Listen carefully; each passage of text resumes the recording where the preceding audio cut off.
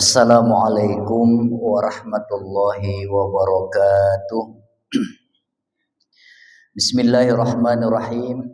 Alhamdulillahil qawiyil matin, al-malikil haqqil mubin. Wassalatu wassalamu ala asyrafil mursalin sayyidina Muhammadin shadiqil wa'dil amin wa ala alihi wa ashabihi ajma'in. Subhanaka la ilma lana illa ma'alamtana innaka antal alimul hakim wa la hawla wa la quwata illa billahil aliyil azim. Kaum muslimin dan muslimat rahimani wa rahimakumullah, bersyukur kita memuji kepada Allah Subhanahu wa taala atas segala limpahan rahmat dan karunia-Nya. Pada subuh yang berbahagia ini kita masih diberikannya kesehatan dan juga kesempatan serta kekuatan sehingga kita bisa melaksanakan segala aktivitas ibadah kita. Pada subuh ini kita bisa melaksanakan sholat subuh berjamaah dan setelahnya kita sempat pula untuk melaksanakan majelis ta'lim. Mudah-mudahan tentunya apa yang kita laksanakan ini senantiasa dirahmati dan diridhai oleh Allah Subhanahu wa taala. Amin ya rabbal alamin. Kemudian salawat dan salam senantiasa kita hadiahkan kepada Nabi kita Muhammad sallallahu alaihi wasallam.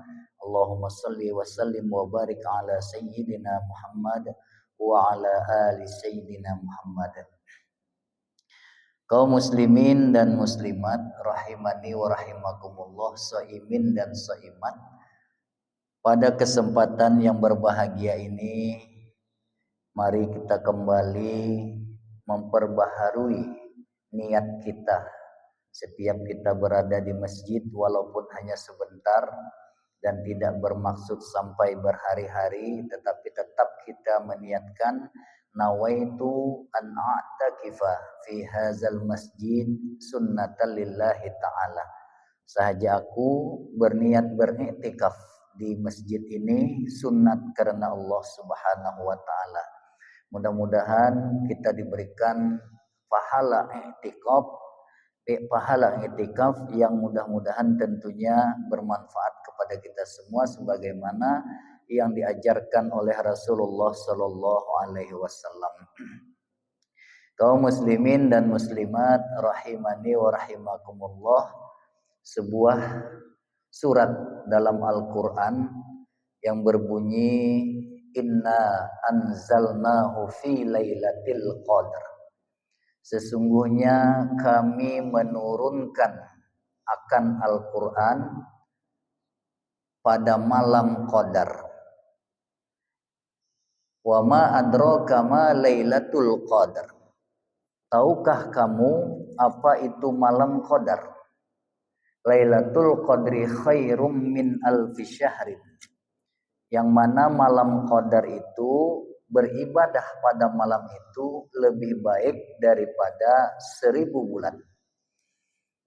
Al-Quran menyebutkan, Allah menyebutkan bahwa Allah menggunakan kalimat jamak beberapa orang dengan kalimat nahnu, inna anzalna, kami turunkan.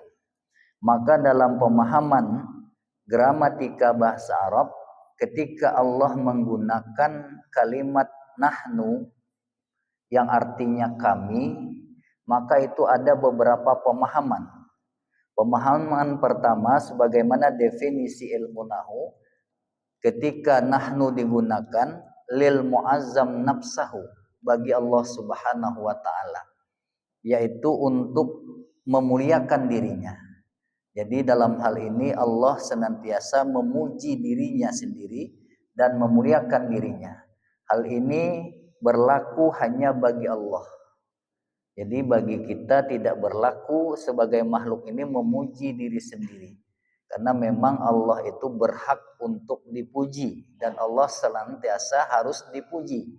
Dan berarti Allah itu adalah orang yang zat yang memang terpuji gitu ya. Maka Allah pun menggunakan kalimat muazzam nafsahu, Itu pemahaman yang pertama ketika Allah menggunakan nahnu. Bukan berarti Allah itu berbilang. 1, 2, 3 atau lebih. Maka ketika Allah menggunakan kami, jangan kita artikan Allah itu banyak. Kemudian yang kedua, maksud dari kami turunkan. Seperti inna anzalna, kami menurunkan akan dia Al-Quran. Kenapa digunakan kalimat itu kami? Kembali Allah ingin menyatakan bahwa proses diturunkannya Al-Quran itu tidak hanya Allah sendiri saja. Ada melibatkan selain daripada Allah, terutama makhluk-makhluknya yang mulia, yaitu Jibril alaihi salam. Jadi ketika ada keterlibatan atau Allah melibatkan selain dirinya sendiri, yaitu makhluk yang lain seperti Jibril, maka Allah juga menggunakan bahasanya nahnu. Inna anzalnahu fi lailatul qadar. Nah, maka dalam hal ini, apa itu Lailatul Qadar?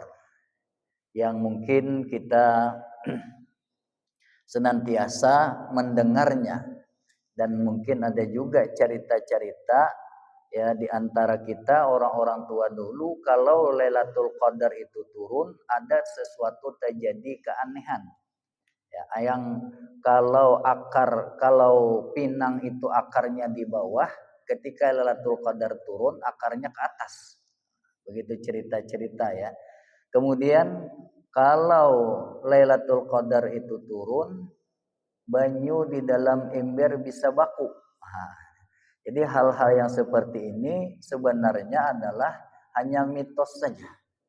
Yang disampaikan dalam riwayat-riwayat hadis Nabi Shallallahu Alaihi Wasallam itu, kalau Lailatul Qadar itu turun, ada minimal 6 tanda yang disampaikan dari hadis-hadis Nabi Shallallahu Alaihi Wasallam tersebut, Bapak Ibu sekalian. Jadi kita bisa mengenalinya.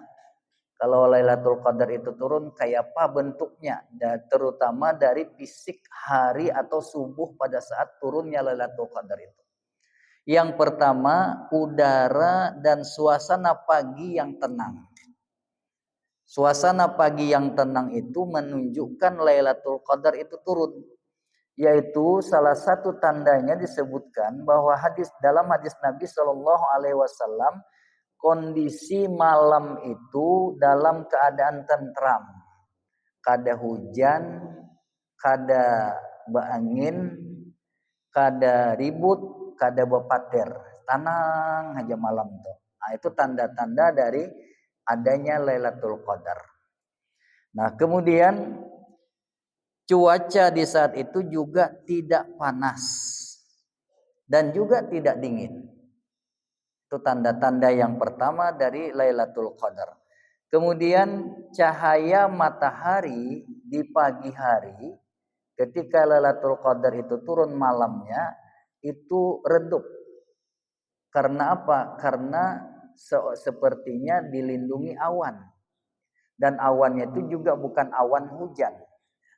Awannya itu adalah sayap-sayap malaikat yang naik kembali ke langit menutupi sinar matahari. Jadi pagi-pagi itu sekitar jam 7, ketika matahari itu sudah terbit, itu kelihatan matahari itu tidak banyak sinarnya gitu, redup-redup aja. Kenapa? Karena sayap malaikat itu melindungi daripada sinar matahari itu ke bumi. Kemudian juga yang ketiga, terkadang bisa terbawa di dalam mimpi. Maksudnya bahwa para sahabat Nabi Shallallahu Alaihi Wasallam itu terbawa-bawa dalam mimpi. Mungkin juga bisa kepada kita yang selalu merindukan Lailatul Qadar. Kami mimpi-mimpi, bahasa kita tuh aja. Rasanya malam tadi aku bermimpi Lailatul Qadar turun. Ada seperti bulan yang terbelah umpamanya. Ya mimpinya seperti itu, ada terbawa-bawa mimpi bagi orang perindu daripada Lailatul Qadar ini. Maka kita pahami Lailatul Qadar ini memang sangat ditunggu-tunggu oleh umat Islam. Bukan yang namanya Lailatul Qadar, banyak kayak nama orang Lailatul Qadar bibini. Wah, ini pernah ditunggu-tunggu, bukan itu. Ya, ada nama orang memang Lailatul Qadar. Jadi sering terjadi anekdot.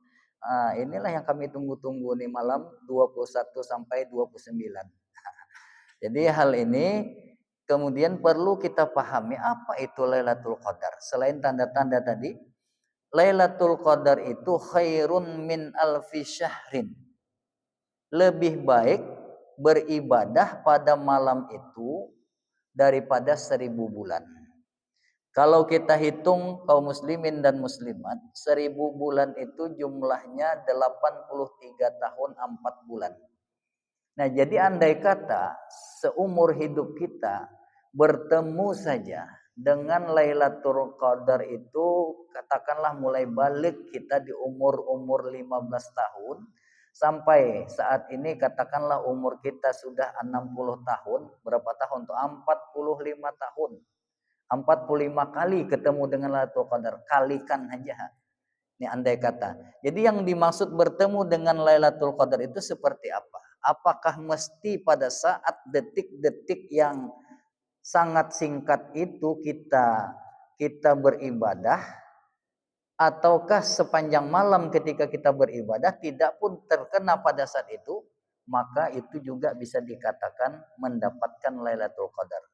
Atau turunnya bukan di daerah kita, ya, dia hanya lahzatun latifah.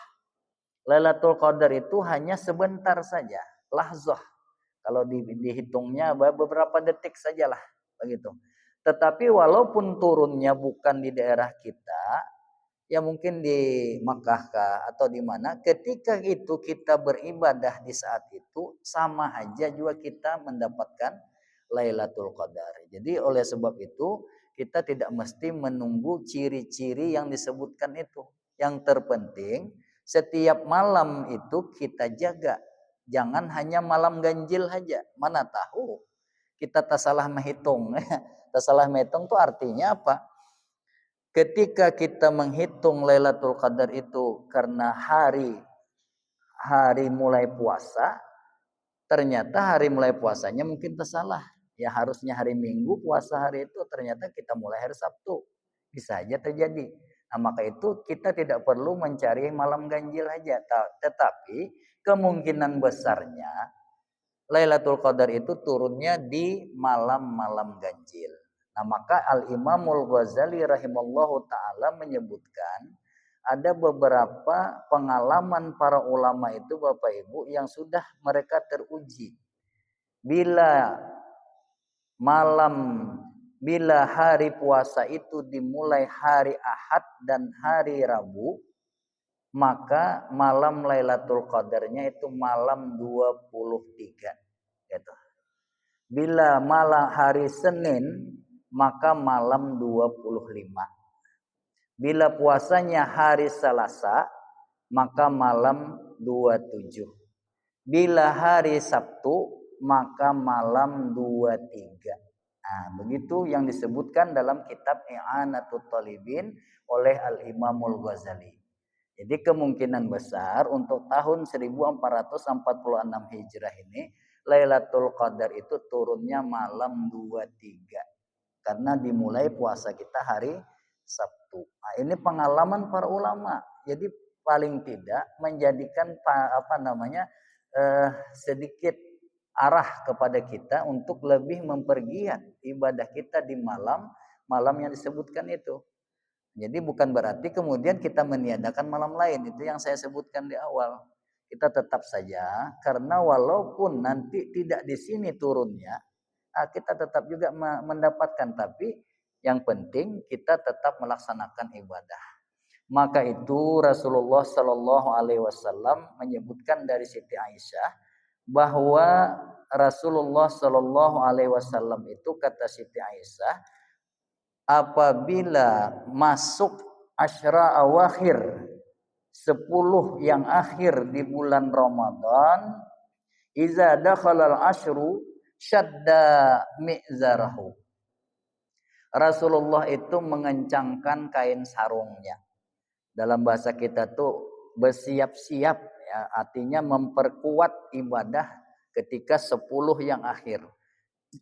Kemudian yang kedua, wa ahya lailahu, Rasulullah menghidupkan malam-malam 10 yang akhir. Artinya kembali lagi, jangan karena malam genap kita tidak beribadah terlalu giat, jangan. Karena 10 yang akhir disebutkan oleh hadis dari Siti Aisyah ini menjelaskan asal 10 yang akhir Rasulullah itu sudah bersiap-siap dengan cara mengencangkan kain sarungnya. Kemudian ahya lailahu, menghidupkan malam-malamnya. Seperti apa menghidupkan malam-malamnya?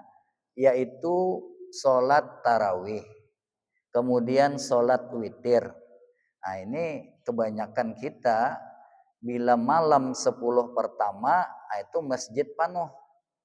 10 yang kedua atau mulai berkurang 2 baris, 3 baris. 10 yang ketiga tinggal imam wan sebaris di belakangnya lagi, bibinian pun sebarisannya lagi. Nah, di sini harusnya semakin ke ujung sebagaimana Siti Aisyah menyebutkan dari Rasulullah ini, semakin ke ujung kita tuh semakin giat. 10 yang akhir. Yang ketiga wa aiqaza ahlahu. Rasulullah itu juga membangunkan keluarganya.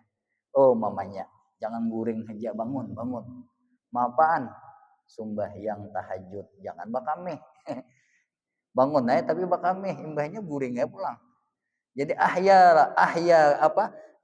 aiqaza ahlahu itu bangunkan lalu diajak bersama-sama. Maka itu perlu juga kita ini memprogramkan. Perlu kita memprogramkan Bapak Ibu sekalian agar kita termotivasi. Maksudnya kita berjamaah itu lebih kita rasanya bisa menjaga daripada kalau sorangan. Amun sorangan sembahyang di rumah rasanya paling-paling 2 rakaat tahajud. Yang lain-lainnya kada tagawi lagi. Tapi kalau kita programkan di masjid kita tiap malam 10 yang terakhir umpamanya, itu kan kita sudah termotivasi sesamaan. Jadi baguslah ini mulai malam 20, malam 22 malam ini kita laksanakan di masjid kita, biarlah malam genap lah. Bapak Ibu sekalian kalau memang bersedia kita sama-sama, ini bukan berbentuk kita beungahan kada. Artinya untuk memotivasi kita aja. Kalau sorangan itu tadi Pak Bu rasanya berat kita nih kalau sorangan, tapi bersamaan ya ada motivasinya. Dimulai sekitar jam 2:15 atau setengah 3. Itu sedang tuh.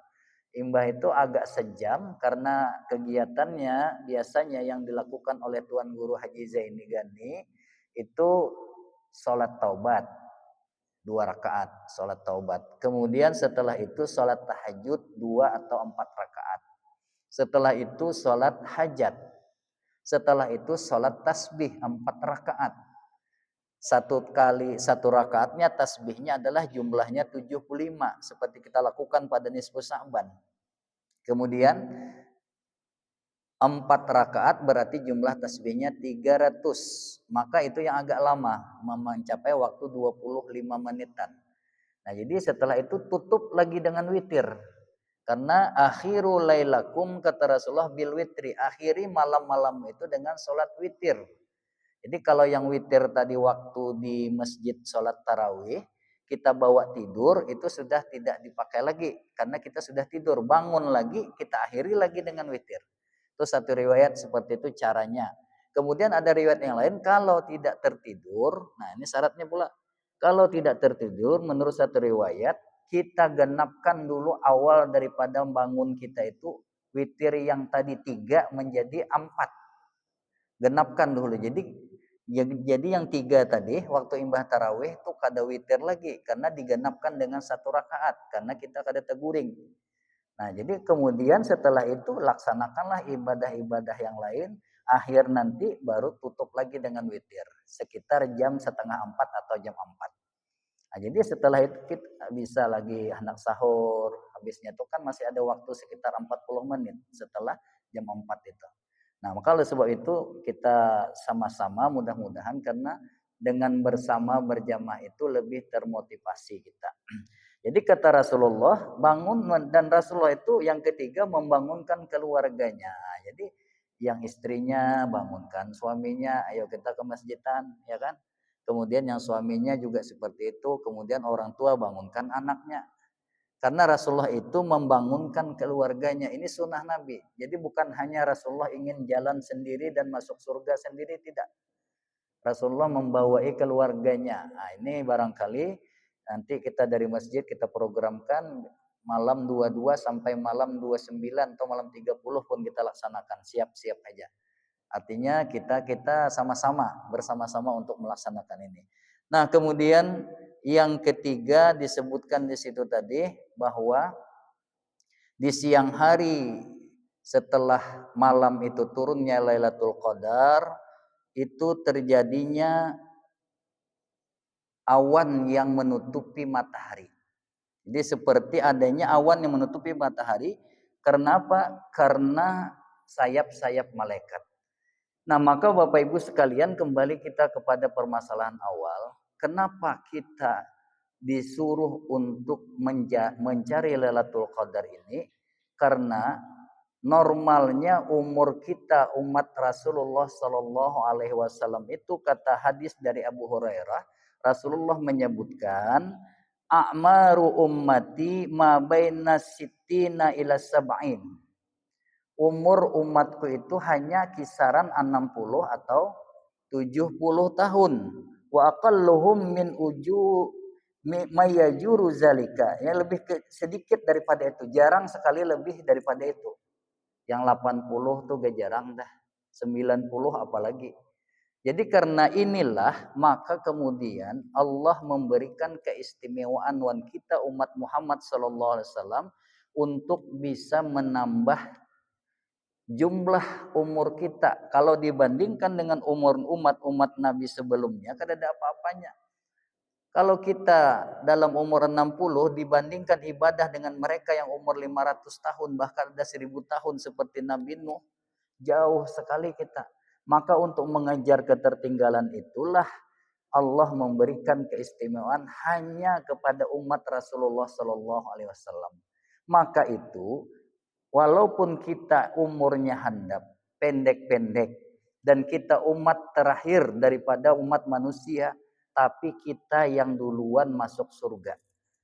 Kenapa? Rasulullah menyebutkan tidak diizinkan umat yang lain masuk surga kecuali umat Muhammad SAW berdahulu masuk surga.